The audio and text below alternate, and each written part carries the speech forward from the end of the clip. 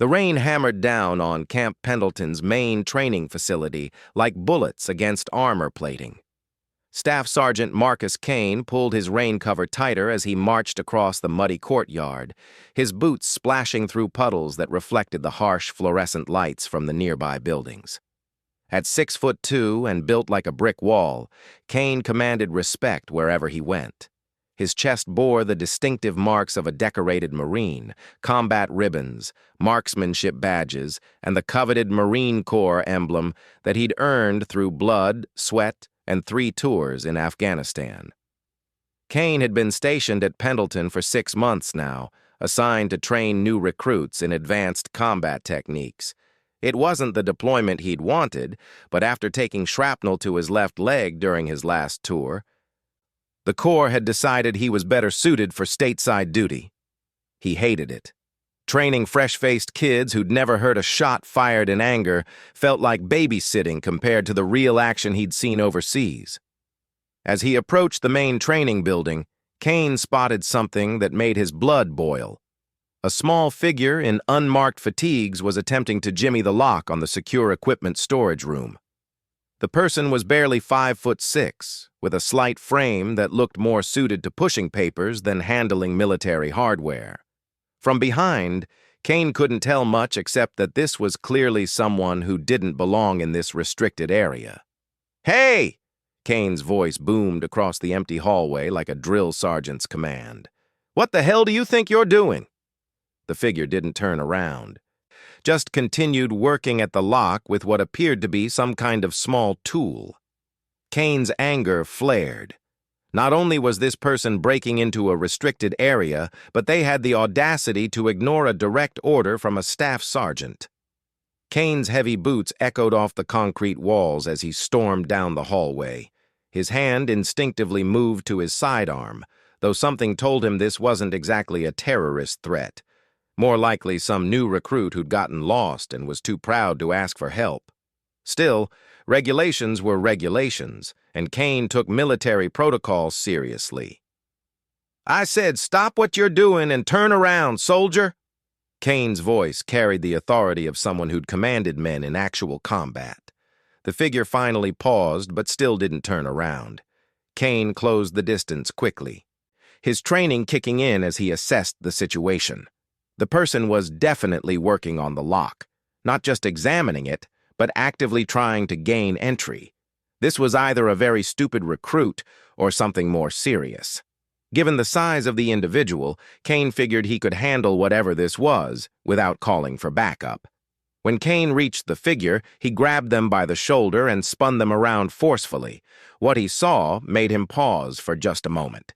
It was a woman, probably in her late 20s, with short dark hair and intense green eyes that seemed to take in everything at once. She wasn't wearing any rank insignia or name tape, which immediately set off alarm bells in Kane's mind.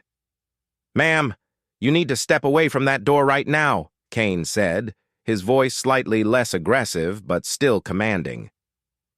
"This is a restricted area, and you don't appear to have authorization to be here."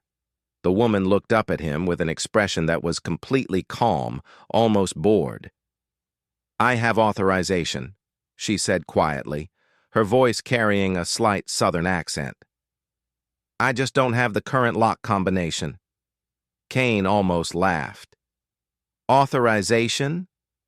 Lady, I don't know what kind of game you're playing, but this area is off limits to unauthorized personnel. And since you're not wearing any identification, I'm going to assume you're unauthorized."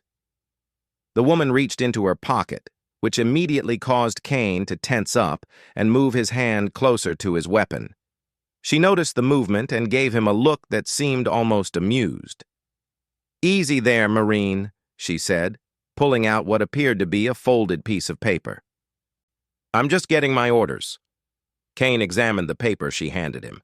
It looked official enough. Marine Corps letterhead, proper formatting, all the right stamps. But something about it seemed off. The orders were vague, mentioning something about special assessment training and evaluation protocols. The signature at the bottom was illegible, and there was no specific unit designation. "These orders don't make any sense," Kane said, handing the paper back. "What unit are you with? What's your name and rank?" The woman folded the paper carefully and put it back in her pocket. "Alex Chen, and my rank isn't really relevant to this conversation." Kane's patience was wearing thin. He'd dealt with enough military bureaucracy to know when someone was trying to play games with him. "Listen, Chen, or whatever your name really is. I don't know what you think you're doing here, but this conversation is over. You're coming with me to see the duty officer, and we're going to sort this out properly." Alex Chen looked at Kane with those same calm green eyes and shook her head slowly. "I don't think that's going to happen, Staff Sergeant." The way she said his rank made Kane realize she'd read his insignia correctly, which meant she had at least some military knowledge. But her attitude was all wrong. Even officers showed proper respect to senior NCOs, especially when they were caught doing something questionable. "Excuse me?" Kane's voice dropped to a dangerous level. "Did you just refuse a direct order?" "I didn't refuse anything," Chen replied calmly. "I'm just saying that calling the duty officer isn't necessary. I'll be out of here in a few minutes once I get this door open." Kane couldn't believe what he was hearing. This small woman was standing in a restricted area, admitting to breaking into a secure facility and acting like it was perfectly normal. Either she was completely insane, or she was operating under some kind of authority that he wasn't aware of. "Ma'am, I'm going to ask you one more time to step away from that door and come with me. If you refuse, I'll be forced to detain you physically." Chen looked up at Kane, and for the first time he saw something flicker in her eyes. Not fear, something else. Something that reminded him of the look he'd seen in the eyes of his most dangerous enemies overseas. The look of someone who was calculating odds and preparing for violence. "Staff Sergeant Kane," Chen said. And the fact that she knew his name without reading his name tape sent a chill down his spine. "I understand you're trying to do your job, but you really don't want to try to detain me." Kane felt his anger building again. He'd been threatened by Taliban fighters, Al-Qaeda terrorists, and every kind of enemy combatant imaginable. He wasn't about to be intimidated by some tiny woman who probably weighed less than his combat gear. "Is that a threat?" Kane asked, taking a step closer to Chen. "It's a professional courtesy," Chen replied, still maintaining that unnaturally calm demeanor. "I'm trying to avoid unnecessary complications." Kane had heard enough. He'd given this woman every opportunity to comply, and she'd chosen to escalate the situation. His training kicked in as he reached out to grab her arm and escort her forcibly from the area. What happened next took place so fast that Kane's mind had trouble processing it.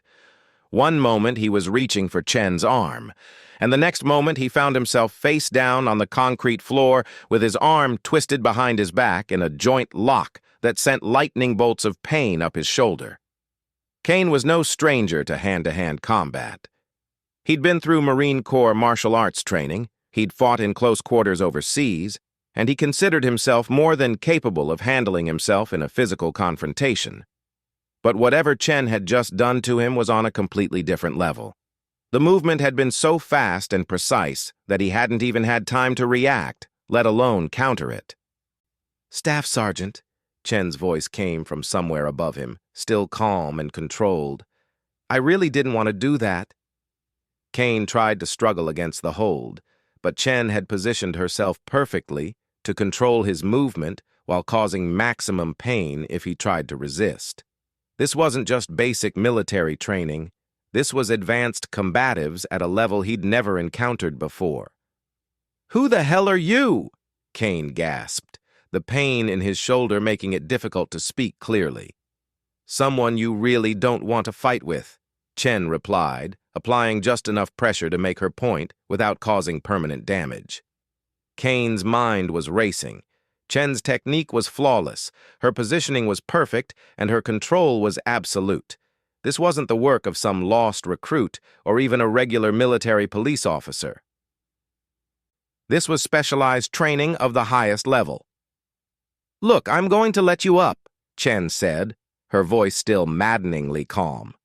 "But I need you to understand that attacking me again would be a very bad idea. Can we agree on that?" Kane wanted to say no, wanted to promise that he'd arrest her the moment she released him. But something in her tone told him that would be a mistake. This woman had put him down without even breathing hard, and he had a feeling that if she wanted to hurt him seriously, she could do it without much effort. "Fine," Kane said through gritted teeth. Chen released the hold and stepped back, giving Kane room to get to his feet. As he stood up and rubbed his shoulder, he got his first good look at her stance and posture. She wasn't standing like a regular soldier or even like most martial arts practitioners he'd encountered. Her positioning was subtle but perfect, balanced, ready to move in any direction, capable of explosive action at a moment's notice. Kane had seen that stance before, but only in a few very specific places, usually in classified briefings about special operations forces, or in the rare occasions when he'd worked alongside Tier 1 operators during his overseas deployments. "Your special operations," Kane said, and it wasn't a question. Chen neither confirmed nor denied it, but something in her expression suggested he was on the right track. "What are you doing here?" Kane asked, his anger now replaced by curiosity and a growing sense of unease. "My job," Chen replied simply. Kane looked at the secure door Chen had been working on. Inside that room was some of the Marine Corps' most sensitive training equipment: advanced targeting systems, classified communications gear, and other hardware that required the highest security clearances to access. "Your job requires breaking into secure facilities?" "My job requires me to test security protocols," Chen said. "And right now, those protocols are failing pretty badly." Kane felt a sinking feeling in his stomach. If Chen was telling the truth, then he'd just physically attacked someone who was conducting authorized security testing. If she was lying, then he was dealing with a potential spy or saboteur who had just demonstrated that she could probably kill him without breaking a sweat. "I need to see proper identification," Kane said, trying to regain some semblance of control over the situation. Chen reached into another pocket and pulled out what appeared to be a military identification card. She held it up so Kane could see it, but didn't hand it to him. What Kane saw made his blood run cold. The card bore the seal of the Naval Special Warfare Command, and in the small photograph he could clearly see Chen's face. But it was the rank insignia that made his mouth go dry. "Lieutenant Commander."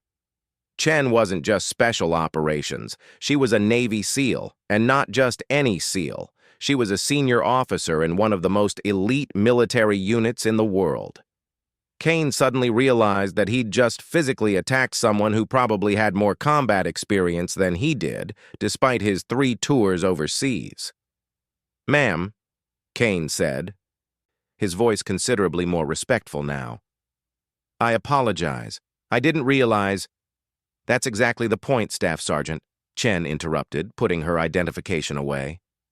"Security protocols are only effective if they work against unknown threats. If everyone on this base automatically deferred to anyone claiming to be special operations, then any enemy agent with a fake ID could waltz in here and take whatever they wanted." Kane felt like an idiot. Of course, this was a security test. That explained the vague orders, the lack of proper identification initially, and Chen's reluctance to identify herself properly. She was testing how well the base's security personnel would respond to an unknown threat. But something still bothered him about the whole situation. "Ma'am, if this was an authorized test, why didn't anyone inform the duty roster? Standard protocol for security exercises requires notification of on-duty personnel." Chen looked at Kane with what might have been approval. "Good question, Staff Sergeant. The answer is that this isn't a scheduled exercise. This is a no-notice evaluation, ordered directly from Marine Corps headquarters. The whole point is to test real-world response when personnel aren't expecting it." That made sense, but Kane was still troubled by something he couldn't quite put his finger on. In his experience, even no-notice security tests had some kind of backup protocol to prevent exactly the kind of situation that had just occurred. "Ma'am, I understand the need for realistic testing, but what if this had escalated further? What if I'd drawn my weapon?" For the first time since their encounter began, Chen's calm facade cracked slightly. "Then we would have had a much more serious problem, Staff Sergeant, which is why I tried to de-escalate as much as possible." Kane realized that Chen had been in complete control of the situation from the moment he'd first spotted her. She'd known he was coming. She'd probably assessed his threat level and capabilities within seconds, and she'd managed the entire encounter to minimize the risk of serious injury to either of them. "How long have you been watching me?" Kane asked. "Long enough to know that you take your job seriously, which is admirable, but also long enough to know that you have a tendency to act first and ask questions later, which could be problematic in certain situations." Kane felt heat rise in his cheeks. He prided himself on being a professional soldier. But Chen was right. He had jumped to conclusions and escalated a situation that could have been handled much more smoothly. "What happens now?" Kane asked. "Now I finish my assessment, and you continue your duties as if this conversation never happened," Chen replied, turning back toward the secure door. "Ma'am, I can't just walk away and pretend I didn't see you breaking into a restricted area." Chen paused and looked back at him. "Staff Sergeant, what you saw was an authorized Navy SEAL officer conducting a security evaluation under direct orders from Marine Corps headquarters. You responded appropriately by challenging an unknown individual in a restricted area, and when presented with proper identification, you adjusted your response accordingly. That's exactly what you're supposed to do." Kane wanted to argue. But Chen was right. If this was an authorized test, then his job was to respond to the immediate threat and then defer to proper authority once the situation was clarified. "Will there be a report?" Kane asked. "There's always a report," Chen said with a slight smile that was the first genuine expression he'd seen from her. "But I suspect your performance will be evaluated more favorably than you might expect." Kane wasn't sure what to make of that comment, but he decided not to push his luck. He'd already made enough mistakes for one evening. "Ma'am, is there anything else I should know about this evaluation?" Chen considered the question for a moment. "Just that things aren't always what they seem, Staff Sergeant. And sometimes the most dangerous threats come in the smallest packages." As Kane walked away, leaving Chen to continue her work, he couldn't shake the feeling that there was more to this situation than he'd been told. Chen's explanation made sense, but something about her demeanor suggested that this wasn't just a routine security test. Kane had learned to trust his instincts during his time overseas, and his instincts were telling him that Lieutenant Commander Alex Chen was someone he definitely didn't want as an enemy. But he was also beginning to suspect that having her as an ally might be even more dangerous. Kane made it about 50 yards down the hallway before his military instincts overrode his desire to avoid further confrontation. Something about the entire encounter felt wrong, and 3 tours of combat had taught him to trust that feeling. He'd seen real special operations personnel in action overseas. And while Chen definitely had the skills, something about her behavior didn't match his experience with legitimate SEAL operations. Real Tier 1 operators didn't conduct security tests alone, especially not at night in an unmarked facility. They had backup, they had communications, and they definitely had proper coordination with base security. The fact that Chen was working solo raised red flags that Kane couldn't ignore. Kane turned around and headed back toward the equipment storage area, moving quietly this time. If Chen really was conducting an authorized security test, then observing her methods would be educational. If she wasn't, then Kane needed to know what she was really doing. When he reached the corner where he could observe the secure door, Kane positioned himself carefully and peered around the edge of the wall. What he saw made his blood run cold. Chen had the door open and was inside the storage room, but she wasn't conducting any kind of security assessment. She was systematically photographing equipment with a small digital camera, focusing specifically on a new prototype targeting system that Kane knew was classified at the highest levels. Kane's mind raced as he watched Chen work. Her movements were efficient and professional, suggesting she knew exactly what she was looking for. This wasn't random intelligence gathering. This was targeted espionage by someone with detailed knowledge of what equipment was stored in this facility. Kane realized he was watching a spy in action, and not just any spy. Chen was clearly a professional with advanced training and combat skills.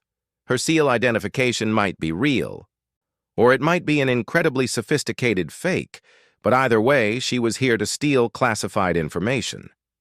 The smart thing would be to call for backup immediately. Kane had his radio, and base security could respond within minutes.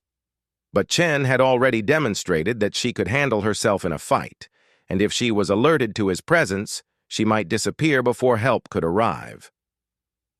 Kane made a tactical decision that he knew was risky but felt necessary. He would try to detain Chen himself, using the element of surprise to even the odds. If he could get close enough without being detected, he might be able to restrain her before she could react. Kane moved carefully along the wall, using techniques he'd learned during urban combat training overseas. The hallway was dimly lit, and the sound of Chen moving around inside the storage room would hopefully mask any noise he made. When Kane reached the doorway, he could see Chen more clearly. She was kneeling beside a complex piece of electronic equipment, photographing what appeared to be circuit boards and technical specifications. Her concentration was complete, which gave Kane the opening he'd been hoping for. Kane moved swiftly but silently into the storage room, approaching Chen from behind. He'd learned from their earlier encounter and wasn't going to give her the chance to use his momentum against him this time. Instead, he planned to grab her in a rear chokehold that would give him maximum control while minimizing her ability to counter. Kane was within 3 feet of Chen when she spoke without turning around. "I really hoped you'd be smart enough to walk away, Staff Sergeant Kane." Kane froze. Chen hadn't looked up from her work, hadn't shown any sign that she'd detected his approach, but she'd clearly known he was there. "Step back out of the room, Kane," Chen said, her voice calm but carrying an unmistakable edge of danger. "You're about to get involved in something way above your pay grade." Kane ignored the warning and lunged forward, wrapping his arm around Chen's throat and trying to lock in the chokehold. For a split second, he thought he'd succeeded. Chen's body went rigid, and Kane felt the satisfaction of having finally gotten the drop on this mysterious woman. Then Chen's training kicked in, and Kane realized he'd made a terrible mistake. Chen ducked slightly and turned into Kane's hold, breaking his grip while simultaneously driving her elbow back into his solar plexus. The impact drove the air out of Kane's lungs and sent shooting pain through his chest. But Chen wasn't finished. She grabbed Kane's extended arm and used his own momentum to throw him over her shoulder in a perfect judo throw that sent him crashing into a rack of equipment. Kane hit the metal shelving hard, his back slamming into electronic gear that cascaded down around him. Pain shot through his spine, and for a moment he couldn't breathe. By the time he'd recovered enough to move, Chen was standing over him with her sidearm drawn and pointed directly at his head. "I told you this was above your pay grade," Chen said, her voice now completely different from the calm, professional tone she'd maintained earlier. This was the voice of someone who'd killed before and wouldn't hesitate to do it again. Kane looked up at Chen and realized he was facing a completely different person than the one he'd encountered in the hallway. The calm facade was gone, replaced by the cold professionalism of a trained killer. Chen's stance was perfect. Her weapon was steady, and her eyes had the flat, emotionless expression Kane had seen in special operations soldiers just before they executed enemy prisoners. "Who are you, really?" Kane asked, his voice raspy from the impact with the shelving. Someone you should never have followed, Chen replied. Now I have to decide what to do with you. Kane's mind was working frantically, trying to process what he'd stumbled into. Chen clearly wasn't conducting any kind of authorized security test. She was stealing classified information, and she was willing to kill to protect her mission. "You're not American military," Kane said, testing his theory. Chen smiled, but it wasn't a pleasant expression. "Very good, Staff Sergeant. What gave it away?" Kane thought about their encounter. Real SEAL officers don't work alone on operations like this, and they definitely don't draw weapons on Marine NCOs who are just doing their jobs. "Anything else?" Chen asked, seeming genuinely curious about Kane's analysis. "Your identification was too clean," Kane said, buying time while he tried to figure out if he had any chance of getting out of this situation alive. "Real military IDs show wear, especially for someone with enough experience to make lieutenant commander rank in the SEALs." Chen nodded approvingly. "You're more observant than I gave you credit for. Yes, the identification is fake, though it's good enough to fool casual inspection. And you're right about working alone. Real SEAL operations involve teams. But I'm not a SEAL, Kane. I'm something much more dangerous." Kane felt a chill run down his spine. If Chen wasn't American military, then she was foreign intelligence, which meant he was facing a professional spy with lethal training and no loyalty to the United States. "What country?" Kane asked. "That's not really important," Chen replied. "What's important is that you've seen something you shouldn't have seen, and now I need to decide whether you're worth the risk of letting you live." Kane realized that Chen was serious about killing him. He'd stumbled into an espionage operation, and from Chen's perspective, he was just a witness who needed to be eliminated. "Look," Kane said, trying to project calm he didn't feel. "I understand your situation, but killing a Marine staff sergeant on a U.S. military base is going to bring down more heat than any intelligence you're gathering here is worth." Chen considered this for a moment. "You might be right about that. But the alternative is letting you live to report what you've seen, which would compromise years of work and multiple operations." Kane suddenly understood that Chen's presence here wasn't a one-time thing. She'd been operating on this base for an extended period, which meant she had access, contacts, and probably a carefully constructed cover identity. "How long have you been here?" Kane asked. "Long enough to learn that most Marines are decent soldiers but terrible spies," Chen replied. "You, for example, have good instincts but poor operational security. If you'd been smarter, you would have called for backup instead of trying to play hero." Kane knew Chen was right, but he also knew that calling for backup might have resulted in her disappearing before anyone could respond. His tactical decision had been flawed, but his strategic thinking had been sound. "What happens now?" Kane asked. Chen seemed to be weighing her options. Kane could see her calculating risks and benefits, trying to determine the best way to handle the situation. The fact that she hadn't already killed him suggested that she was at least considering alternatives. "Now I have to clean up a mess that you created," Chen said. "The question is whether that cleanup involves a body bag or just some creative paperwork." Kane realized that his only chance of survival was to make himself more valuable alive than dead. Chen was clearly a professional, which meant she would make decisions based on operational necessity rather than emotion. "I might be more useful to you alive," Kane said carefully. Chen raised an eyebrow. "How do you figure that?" "You said you've been here for a while, which means you have a cover identity and probably a job on this base. But you're working alone, which suggests your operation doesn't have a lot of backup support. I could provide that support." Chen laughed, but it wasn't a pleasant sound. "You want to defect? Just like that?" "I want to stay alive," Kane said honestly. "And I'm smart enough to recognize when I'm outgunned." Chen studied Kane's face, trying to determine if he was being sincere or just buying time. Kane kept his expression neutral, knowing that his life might depend on Chen, believing that he was willing to cooperate. "What makes you think I'd trust you?" Chen asked. "Because I'm a professional soldier, and I understand operational reality," Kane replied. "You've demonstrated superior training and capabilities. You have the advantage of position and preparation, and you're clearly working for an organization with significant resources. From a purely tactical standpoint, cooperation makes more sense than resistance." Kane was gambling everything on Chen's professionalism. If she was the kind of operative who killed witnesses regardless of circumstances, then nothing he said would matter. But if she was practical enough to consider alternatives, then he might have a chance. "What would cooperation look like?" Chen asked. Kane could tell that Chen was at least considering his proposal, which gave him hope.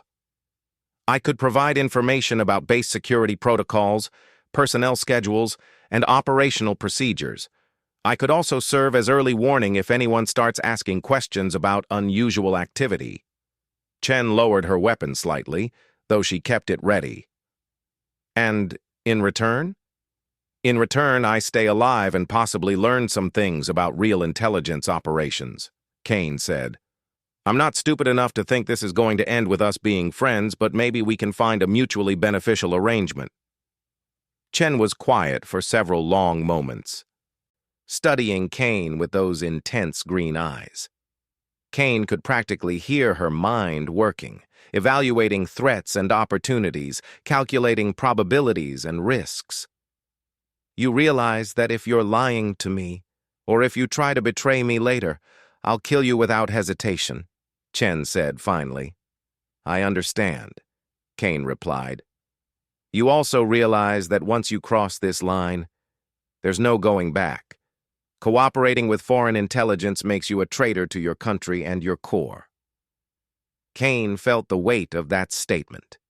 Everything he'd believed in, everything he'd fought for during his 3 tours overseas, would be compromised by what Chen was asking him to do. But the alternative was immediate death, and Kane wasn't ready to die for the sake of some classified equipment manuals. "I understand that too," Kane said. Chen holstered her weapon and extended her hand to help Kane to his feet. When he was standing, she looked him directly in the eyes. "Welcome to the real world, Staff Sergeant Kane," Chen said. "It's a lot more complicated than they taught you in boot camp." Kane accepted Chen's hand and stood up, feeling like he'd just crossed a line that could never be uncrossed. He'd made a deal with a foreign spy to save his own life, and he had no idea where that deal would ultimately lead. "What's my first assignment?" Kane asked, surprised by how steady his voice sounded. Chen smiled, and this time the expression seemed genuine rather than threatening. "Your first assignment is to forget this conversation ever happened. Tomorrow, you'll receive new orders transferring you to a different unit within the base. You'll accept those orders without question and perform your new duties exactly as instructed." Kane nodded. "And then?" "And then we'll see how useful you really are," Chen said. "But Kane, remember this. The moment you become more of a liability than an asset, our arrangement ends. Permanently." As Kane walked away from the storage room for the second time that night, he knew his life had just taken a turn that would change everything. He'd survived his encounter with Lieutenant Commander Alex Chen, but he suspected that survival might be the least of his problems. Behind him, Chen continued her work, photographing classified equipment as if nothing had happened. Kane wondered how many other Marines on this base had made similar deals with foreign operatives, and whether he'd just become part of a much larger network of compromised personnel. The rain was still falling when Kane stepped outside, but now it felt different, colder, more ominous. Kane pulled his rain cover tighter and tried to convince himself that he'd made the right choice. But deep down, he knew that Staff Sergeant Marcus Kane had just died in that storage room, and whoever he was now would have to live with the consequences of that death for the rest of his life. 3 weeks later, Kane stood in the communications center of Camp Pendleton, wearing the uniform of his new assignment as a senior analyst in the intelligence division. The transfer had happened exactly as Chen had promised. New orders appeared on his desk the morning after their encounter, reassigning him to a position that gave him access to sensitive information and communication protocols. Kane had spent the past 3 weeks learning his new job while simultaneously wrestling with the knowledge that he was now working for a foreign intelligence service. Every piece of information he accessed, every report he processed, every conversation he overheard was potential intelligence for Chen's handlers. The weight of his betrayal sat on his chest like a physical burden that never went away. His new supervisor, Captain Rodriguez, was a career intelligence officer who seemed genuinely pleased to have Kane's combat experience added to his team. Rodriguez had no idea that his newest analyst was compromised, and Kane found himself feeling guilty every time the captain praised his work or included him in classified briefings. The worst part was that Kane was actually good at intelligence work. His 3 tours of combat had given him insights into enemy tactics and capabilities that proved valuable in analyzing current threats. Under different circumstances, Kane thought he might have enjoyed this new career path. But knowing that his analyses might be passed along to foreign operatives made every success feel like another step deeper into treason. Kane was reviewing communication intercepts from overseas when his secure phone rang. Only a handful of people had this number, and most of them were senior officers who wouldn't be calling him directly. "Staff Sergeant Kane," he answered. "Conference room 3 in 10 minutes, said a familiar voice with a slight southern accent. "Come alone." The line went dead. Kane stared at the phone for a moment, his heart rate spiking as he recognized Chen's voice. In the 3 weeks since their encounter, he'd heard nothing from her. He'd begun to hope that maybe she'd completed whatever mission she was on and disappeared, leaving him to figure out how to live with what he'd done. Conference room 3 was in a secure section of the intelligence building, typically used for classified briefings. Kane made his way there slowly, his mind racing as he tried to prepare for whatever Chen wanted from him. When Kane entered the conference room, he found Chen sitting at the far end of the table, dressed in the uniform of a Navy intelligence officer. Her name tape read Chen, and her rank insignia showed lieutenant commander, just like the fake identification she'd shown him weeks earlier. But now Kane knew that everything about her was false. "Close the door, Kane," Chen said without looking up from the file she was reading.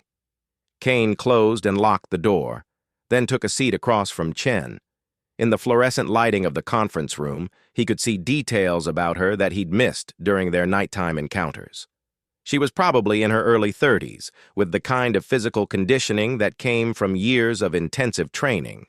Her hands showed small scars that suggested extensive combat experience, and her eyes had the alert, never quite relaxed look of someone who'd spent time in very dangerous places. "How are you adjusting to your new position?" Chen asked, closing the file and giving Kane her full attention. "Fine," Kane replied, not wanting to give away more information than necessary. Chen smiled slightly. "Come on, Kane. We're past the point where we pretend to be strangers. I know exactly how you're doing because I've been monitoring your work. You're good at this job. Better than most people who've been doing it for years." Kane felt a chill. If Chen had been monitoring his work, then she'd already accessed whatever intelligence she wanted from his new position. The question was what she planned to do with it. "What do you want?" Kane asked. "Direct. I like that," Chen said. "What I want is to offer you a choice." Kane waited for Chen to continue, but she seemed to be enjoying the dramatic pause. "The choice is this," Chen finally said. "You can continue working for me, providing intelligence and assistance as needed. Or you can try to redeem yourself by helping me with something much more significant." Kane was confused. "What do you mean?" Chen opened the file she'd been reading and turned it around so Kane could see it. Inside were photographs and documents that Kane immediately recognized as highly classified intelligence reports from his own division. "What you're looking at is evidence of a much larger intelligence operation than the one I'm running," Chen said. "There's a network of compromised personnel on this base and several others, and they're feeding information to multiple foreign services." Kane studied the documents. They included communication intercepts, personnel files, and operational reports that would be enormously valuable to enemy intelligence services. But what surprised Kane was that most of the information appeared to be much more sensitive than anything he'd had access to. "I don't understand," Kane said. "You're part of this network, aren't you?" Chen shook her head. "I'm here to expose and shut down this network. What I told you about being foreign intelligence was a lie." Kane stared at Chen, his mind struggling to process what she was telling him. "You're American?" "Naval Criminal Investigative Service," Chen said, pulling out a different identification card that bore the NCIS seal. "Lieutenant Commander Alex Chen, assigned to investigate and neutralize foreign intelligence operations targeting U.S. military installations." Kane felt like he'd been punched in the stomach. Everything he thought he understood about his situation had just been turned upside down. "But you were stealing classified information." "I saw you photographing equipment. I was documenting security vulnerabilities and photographing equipment that had been tampered with by the real spies," Chen explained. "The storage room you found me in had been compromised weeks earlier. I was gathering evidence of the breach." Kane's mind was reeling. "Then why didn't you just identify yourself when I confronted you?" "Because I needed to test you," Chen said. "We knew there were compromised personnel on this base, but we didn't know who they were. When you showed up, I had to determine whether you were part of the spy network or just a Marine doing his job." Kane felt anger building as he realized he'd been manipulated. "So everything that happened was a test?" "Not everything," Chen replied. "Your responses were real, your decisions were real, and your moral choices were real. I needed to know what kind of person you were before I could trust you with the truth." Kane stood up abruptly, his chair scraping against the floor. "You made me think I was betraying my country. You made me believe I was working for foreign intelligence." "I made you confront who you really are when everything you believe in is threatened," Chen said calmly. "And what I discovered is that you're someone who will compromise his principles to save his own life, but who feels genuine guilt about it afterward. That tells me you're fundamentally decent but not fanatical, which is exactly what I need for this operation." Kane wanted to be angry, but he was forced to admit that Chen was right about his choices. When faced with death, he had been willing to betray his country, and he'd spent the past 3 weeks hating himself for it. "What operation?" Kane asked, sitting back down. Chen slid another file across the table. "Operation Silent Thunder, a joint NCIS-FBI investigation into the largest military espionage network discovered since the Cold War. We've identified at least 12 compromised personnel across 4 different bases, including 2 officers here at Pendleton." Kane opened the file and saw names and photographs of people he recognized. Master Sergeant Williams from the motor pool, Lieutenant Foster from communications, Captain Hayes from logistics, people he'd worked with, eaten with, considered friends. "How long has this been going on?" Kane asked. "At least 2 years, possibly longer," Chen replied. "The network appears to be run by Chinese military intelligence, though we've also identified connections to Russian and Iranian services. They've been stealing everything from tactical manuals to experimental weapons data." Kane studied the files more carefully. The scope of the operation was staggering. Technical specifications for new equipment, personnel records, operational plans, communications protocols, virtually every aspect of base operations had been compromised. "How did you discover it?" Kane asked. "Routine analysis of communication patterns revealed some unusual data transfers," Chen explained. When we investigated further, we found evidence of systematic intelligence gathering that was too sophisticated and too targeted to be random. Kane looked up from the files. And you want my help to stop it? I want your help to catch them in the act and gather enough evidence to prosecute everyone involved, Chen said. Your new position gives you access to communication logs and data transfer records. With the right analysis, we can track exactly what information has been compromised and when. Kane considered what Chen was proposing. After 3 weeks of believing he was a traitor, the chance to actually serve his country again was appealing. But he'd also learned to be suspicious of Chen's motivations. Why should I trust you? Kane asked. How do I know this isn't just another test or another manipulation? Chen reached into her pocket and pulled out a secure satellite phone. She dialed a number and handed the phone to Kane. Staff Sergeant Kane? The voice on the other end was crisp and authoritative. Yes, sir. This is Rear Admiral Patterson, Director of Naval Intelligence. Lieutenant Commander Chen is operating under my direct authority on a matter of critical national security. You are authorized to provide her with whatever assistance she requires, and you are ordered to maintain absolute secrecy about this conversation and this operation. Do you understand? Kane felt his world shift again. This was real. Chen really was NCIS. The operation really was authorized, and he was being given a chance to redeem himself. Yes, sir, I understand. Outstanding. Chen will brief you on the details. Good luck, Staff Sergeant. The line went dead. Kane handed the phone back to Chen, who was watching his face carefully. Convinced? Chen asked. Kane nodded slowly. What do you need me to do? Chen opened a laptop computer and turned it around so Kane could see the screen. It displayed a complex network diagram showing data flows between different computer systems on the base. We've identified the primary communication method used by the spy network, Chen explained. They're using the base's own computer systems to transfer stolen data, but they're doing it in a way that looks like routine administrative traffic. Kane studied the diagram.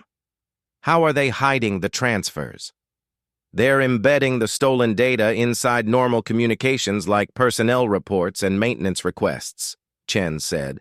The files look perfectly normal, but they contain hidden information that can be extracted using special software. Kane understood immediately. Steganography. They're hiding data inside other data. Exactly. And because the communications look completely routine, they don't trigger any security alerts. It's actually quite sophisticated. Kane could see the elegance of the system. Unless someone knew exactly what to look for, the spy network's communications would be invisible among the thousands of routine messages processed by the base every day. How do we catch them? Kane asked. Chen smiled, and for the first time since he'd met her, the expression seemed genuinely warm. We're going to feed them false information and track where it goes. But first, we need to identify exactly who's involved and how the network operates. Kane felt a surge of excitement as he realized what Chen was proposing. This wasn't just about catching spies. This was about conducting a sophisticated counterintelligence operation that would require all of his analytical skills and combat experience. When do we start? Kane asked. Chen closed the laptop and gathered her files. We started 3 weeks ago when you first encountered me in that hallway. Everything that's happened since then has been preparation for what comes next. Kane understood that his entire world had changed again. 3 weeks ago, he'd been a combat veteran struggling with a peacetime assignment. Then he'd thought he was a traitor working for foreign intelligence. Now he was a counterintelligence operative working to expose the largest spy network in decades. One more question, Kane said as Chen prepared to leave. That night in the storage room, when you drew your weapon on me, would you really have killed me if I hadn't agreed to cooperate? Chen paused at the door and looked back at Kane. For a moment, her professional mask slipped, and Kane saw something that might have been regret in her eyes. I hope I never have to find out the answer to that question, Chen said quietly. But Kane, remember this. In counterintelligence work, nothing is ever exactly what it seems. The person sitting next to you at breakfast might be selling secrets to China. The officer giving you orders might be working for Russia.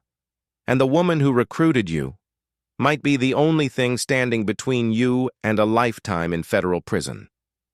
As Chen left the conference room, Kane sat alone with the weight of her words. He'd thought his encounter with her had been the most dangerous moment of his life, but now he realized it had just been the beginning of something much more complex and much more dangerous than anything he'd experienced in 3 tours of combat. Kane gathered his own files and headed back to his desk, knowing that his real mission was just beginning. Somewhere on this base, a network of traders was selling American secrets to foreign powers, and Kane was now part of the team that was going to stop them, no matter what the cost.